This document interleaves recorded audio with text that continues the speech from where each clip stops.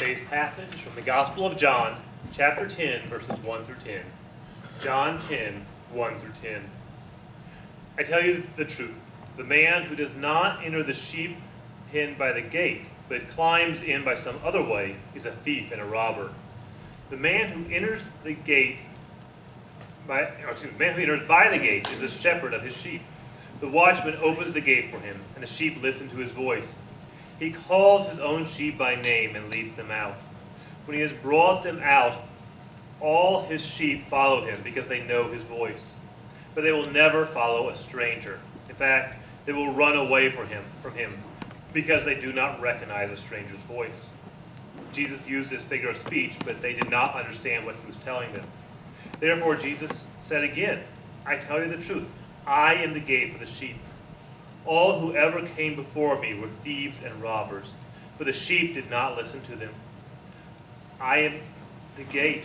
Whoever enters through me will be saved. He will come in and go out. Excuse me. Sorry, I got something caught in my throat there. Excuse me. He will come in and go out and find pasture. The thief comes only to steal and kill and destroy. I have come that they may have life and have it to the full.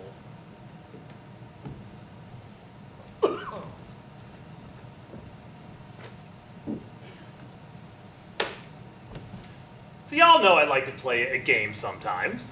So we're going to play a little game today. This requires some audience participation here. So, wake up. I have a picture here of a common household item. Very close up.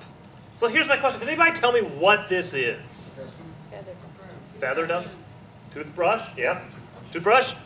Reagan? Yeah, brush. So paintbrush. Pretty close. Let's do another one. What do you think that is? Wow. 2 people said it. 3 people. Cantaloupe. Very impressive. I never would have gotten that one. What do we got? Chocolate. Y'all are smarter than me.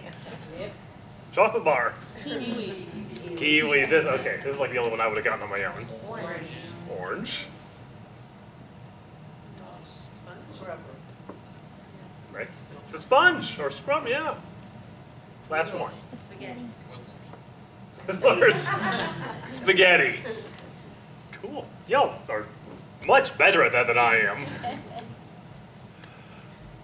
Well, I play this little game with you because today I want to talk about the big picture.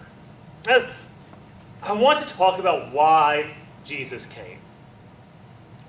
What was his mission? Why did the eternal, uncreated Son of God step into our chaotic and broken world? What was the big picture? What was his mission? Well, luckily for us, Jesus told us why he came. In 3 different places throughout the Gospels, Jesus directly stated why he came into this world. First, in the Gospel of Luke, Jesus said, the Son of Man came to seek and save the lost. Jesus came in this world to find us when we were lost, when we were at our worst, when we were broken and hopeless. He came to bring us salvation. Then, in the Gospel of Mark, Jesus expanded on that idea. He said the Son of Man did not come to be served, but to serve, to give his life as a ransom for many. So Jesus came to find us when we were lost, and to give his life as a ransom for ours. And lastly, in today's passage, in John chapter 10, verse 10, Jesus finishes out this thought. He brings us to the conclusion of why he has come into this world. Jesus said, I have come that they may have life and have it to the full. And that's that last part I want to talk about today. I want to talk about having life to the full, to have an abundant life, a complete life. Because I think that is something that we really need. Christ has come into this world to bring us a full life. That's something this world needs, because we live in a world that is filled with sad people. We live in a world where people do not have an abundant and full life. A recent study from Columbia University found that over the last 10 years, depression in America has increased by 20%. Probably more disturbing, at least to me, is that it's really increasing among teenagers. For minors, ages 12 to 17, depression has increased by more than 50%. At this point, it means that 1 out of 10 teenagers will suffer from clinical depression. And along with this increase in depression, we've seen a massive increase in opioid abuse. And another study found that suicide rates in America have increased every year since 1999. We live in a world where people do not have this full life. Okay, I think it's something we deeply desire. We desire this full life. We need this full life. So today I want to talk about how we can have this full and abundant and complete life. Now, to talk about this, we need to talk about what a full life is. Also what it is not. Then we'll talk about how we can recognize a full life and finally how we can have this full life. But let's start by talking about what a full life is. Because you've heard me talk about this idea before of an abundant life. I think it's something we desire, but what does it mean? What does it mean to have a full life? Oh, Webster's dictionary defines full as containing as much as possible, having no empty space, omitting nothing, complete. So a full life is a life where nothing is lacking, a life that is complete. And this isn't something that's found in physical stuff. This isn't something that we can buy to have a full life. I mentioned a moment ago that a study found that depression was increasing in America. I found 2 other groups that saw a more significant increase in depression. One was the poorest people in society. And the researchers were not surprised by this. They said that the poorest people are the ones who cannot afford treatment for depression. So they weren't surprised depression was increasing. What did surprise them is that the other group that found the greatest increase in depression was the richest people in society. These were the people who had the resources, who could afford the best services, who had all the stuff. Yet they still found they had an empty life. But Christ has come to give us a full life. And it's not with stuff we can buy. Jesus said that there is an enemy who comes to steal, kill, and destroy. And that enemy doesn't care about your car. He doesn't care about your jewelry. He doesn't care where you vacation this summer. Those aren't the kind of things that create a full life. So those aren't the things he's trying to steal. What creates a full life are the things that cannot be purchased. We have a full life from self-control, from being free from addiction or slavery to our own desires. We find a full life in joy, and a happiness that doesn't change in the ups and downs of life. We find a full life in being optimistic, what is sometimes called hope. We find a full life in having faith so that fear does not overrun us. We find a full life in love. There is no substitute for that. And Christ has come so that we might have life, we might have it to the full. And when we have this full life, it pushes out what is destructive for us. It pushes out the self-damaging things that we deal with, what Paul calls the acts of the sinful nature. Those are discord, hatred, envy, selfishness, dissension, idolatry. These things are emptiness. They're not just empty, they are a sucking void.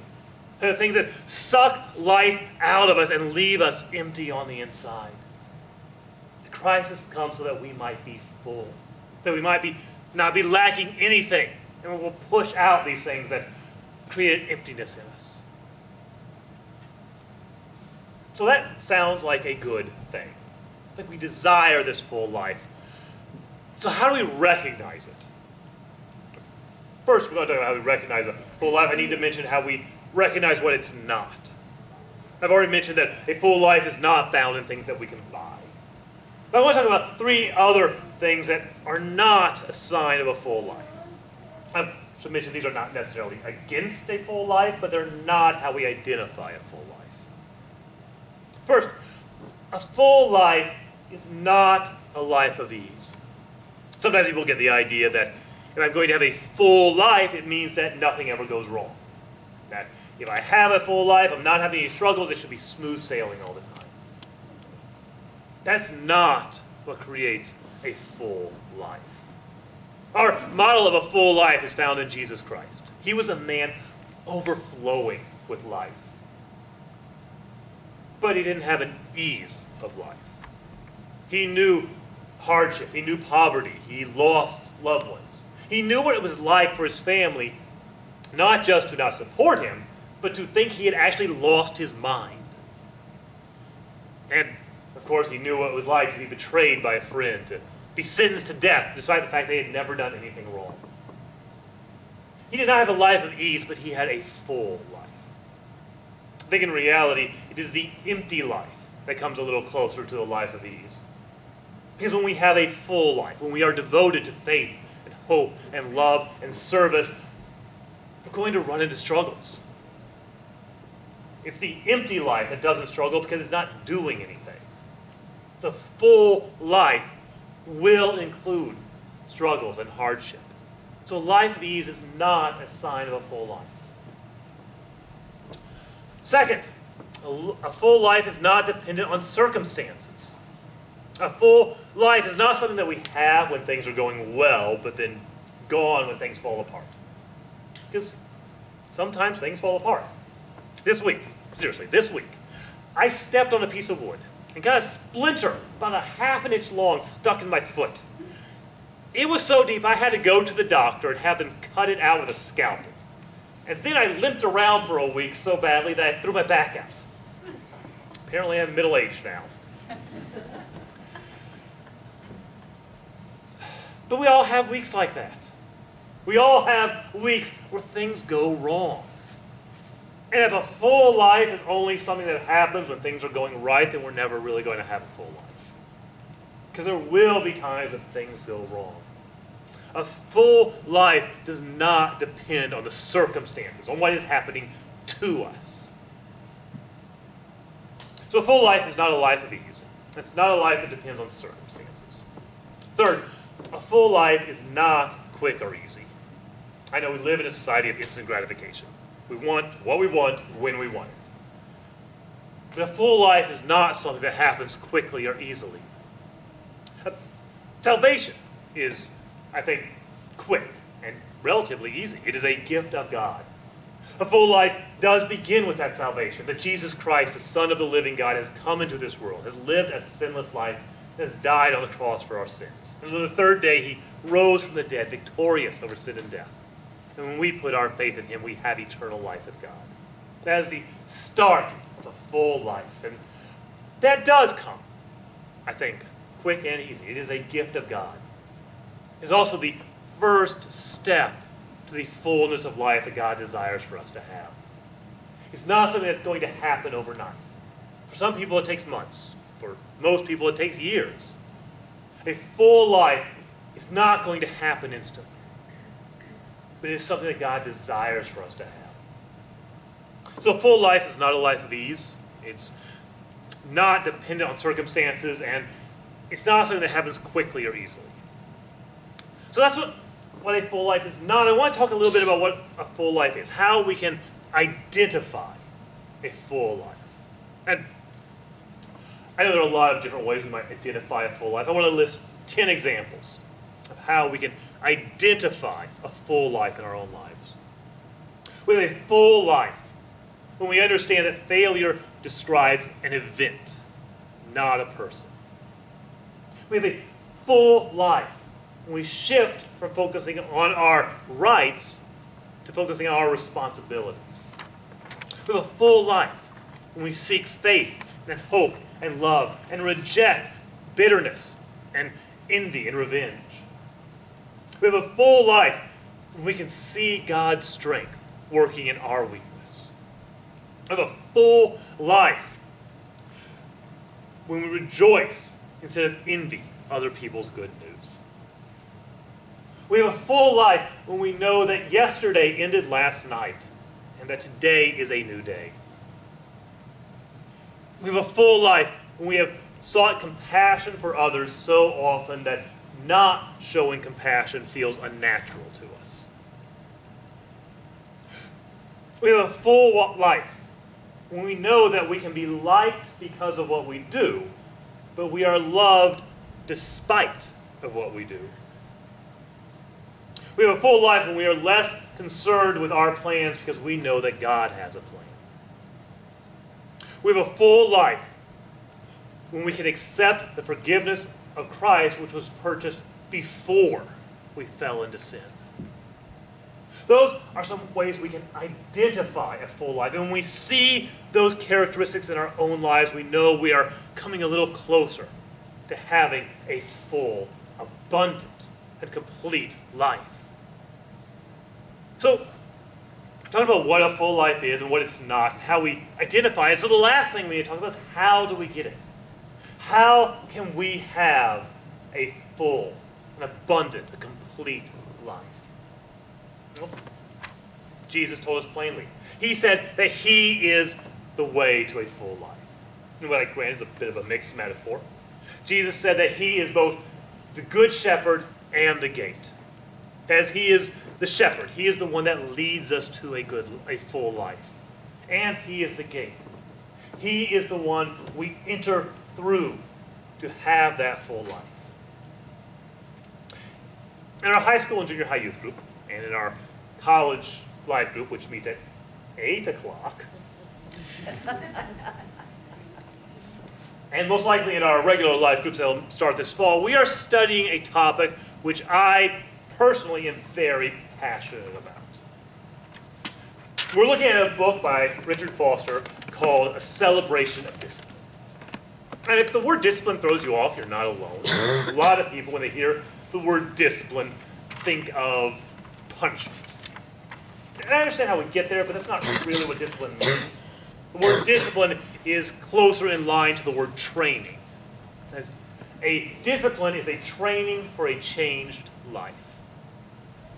And one of the ways, so the Christian disciplines of prayer, Bible study, and fasting, meditation, and celebration, and worship, these are ways we train ourselves to have a changed life. One of the big points Foster makes in his book is that we are not the ones creating the change. We are not changing our own lives. Instead, we are training ourselves so that God can change us. Because we cannot fill ourselves up. We need to be filled up. We cannot achieve this full life on our own. It's something that God has to give to us. I'm saying this, I'm not saying that an atheist never can be happy. Obviously, we've known happy atheists. But I find that usually they gain that happiness by borrowing from the teachings of Christ, by taking the compassion, the integrity that he has taught and applying that to their lives. And they get at least partly full life. But they miss out on so much. Because our own striving, our own effort can only take us so far. We can't ever have a full life on our own. Not all the way. Because there's going to be that part of us, what Paul calls the sinful nature, that holds us back from that truly full life. There's going to be that part of us that keeps us from moving on to having the fullness of life that God desires for us to have. Because a full life does not come from choosing to have a full life. A full life comes from choosing God and allowing him to give us that full life. It's something we cannot achieve on our own, but it's something that God desires to give to us. So that when we turn to him, when we seek him out in prayer and meditation and worship and faith and hope and love, when we seek the Lord, that he gives to us a full, a complete complete and abundant life. God is offering us this full life. He desires for us to have it. It's not defined by the stuff of this world, but it is a grace of God that changes our lives. And what we're going to stand for our invitation here. And as we stand to sing, if you need that full life, if you're looking at your life and saying, however you call my life, it's definitely not full, and you want that to change, if you desire to have a full, abundant life, you have an opportunity. If you'd like to make a commitment to God today, you can do that. Or this week, talk to me, talk to one of the elders. But if you desire to turn to the Lord, if you desire to be filled with life overflowing, you have an opportunity. All right, so stand with me now for our invitation hymn. Number 517. I'd rather have Jesus, and we'll sing all the verses.